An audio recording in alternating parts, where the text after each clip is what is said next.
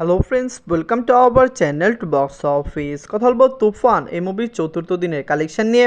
কথা বলবো বুমেরাং এই মুভির 14 দিনের কালেকশন নিয়ে। আপনারা জানেন সুপারস্টার মেগাস্টার জিৎ স্যার অভিনীত বুমেরাং ফিল্মটি নিজেদের চতুর্থ দিন কমপ্লিট করেছে, যেখানে সুপারস্টার সাকিব খান স্যার অভিনীত তুফান ফিল্মটি নিজেদের চতুর্থ দিন কমপ্লিট করেছে। বক্স অফিসে তুফান এখনও ব্লকবাস্টার কালেকশন করতেই চলছে। তুফান ডে বাই ডে ভালো কালেকশন এনে দিচ্ছে। আপনারা জানিয়ে দেই, তুফান সিঙ্গেল স্ক্রিনের সকল রেকর্ড কিন্তু ভেঙে দিয়েছে। এক্স্যাক্টলি শুধু সিঙ্গেল স্ক্রিন নয়, ব্লকবাস্টার সিনেমাস, জয় সিনেমাস, এরকম অনেক সিনেমা হলের আগের সকল রেকর্ড ভেঙে তুফান নতুন রেকর্ড তৈরি করেছে। তুফানের 4 দিনের যে কালেকশন, অনেক ফিল্ম লাইফ টাইমে এই কালেকশন করতে পারে না। এটাই একটি কারণ যে সকল রেকর্ড ডে বাই ডে ভাঙছে। কথা বলবে এই দুই টিমের কালেকশন নিয়ে। ভিডিও ভালো লাগে তো লাইক করবেন, এবং এখনও যদি বক্স অফিস চ্যানেলটি সাবস্ক্রাইব না করে থাকেন, সবার আগে সকল মুভির লেটেস্ট আপডেট এবং বক্স অফিস কালেকশন জানার জন্য আমাদের চ্যানেলটি সাবস্ক্রাইব করে নেবেন। প্রথম বলবো তুফান নিয়ে। বাজে ছিল 15 কোটি টাকা। লিডার আপনারা জানেন superstar megastar Shakib Khan sir চতুর্থ দিন কমপ্লিট করে নিয়েছে।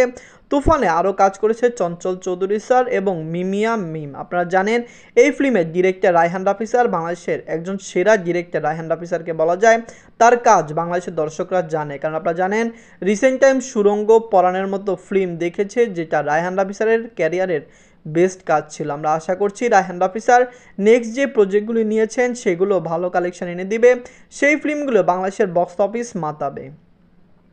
তুফান নিজের চতুর্থ দিনে বাংলাদেশ থেকে আয় করেছে 2,60,00,000 টাকা।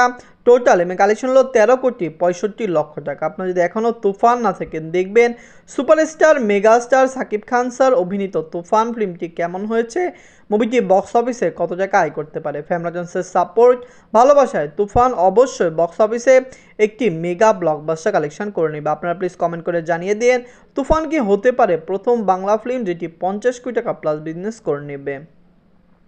এখন কথা বলবো বুমেরাং নিয়ে। বাজছিল 8 কোটি টাকা। লিড হলো সুপারস্টার জিৎ স্যার চতুর্থ দিন কমপ্লিট করে নিয়েছে। আপনারা জানেন বুমেরাং ফিল্মটি বক্স অফিসে ভালো কালেকশন এনে দিয়েছে। বিগ বাজেটের এই ফিল্মটিকে দর্শকরা সাপোর্ট করেছে এবং মুভিটি ডে বাই ডে ভালো শো দিচ্ছে।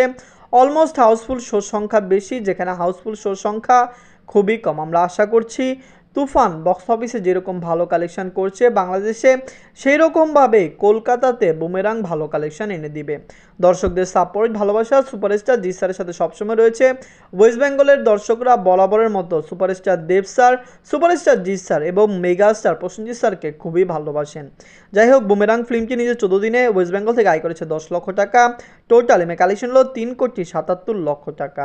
আপনারা যদি এখনও বুমেরাং না থাকেন, দেখবেন সুপারস্টার জিৎ স্যার অভিনীত বুমেরাং ফিল্মটি কেমন হয়েছে, মুভিটি বক্স অফিসে কত টাকা আয় করতে পারে। আপনারা জানেন মুভিকে বক্স অফিসে ক্লিন হিট হতে হলে 10 কোটি টাকা প্লাস বিজনেস করতে হবে। আমরা আশা করছি বুমেরাং ফিল্মটি লাইফ টাইমে 10 কোটি টাকা প্লাস বিজনেস করবে। লং টাইম রানের ফিল্ম, অবশ্যই মুভিটি বক্স অফিসে 100 দিন রান করতে পারবে।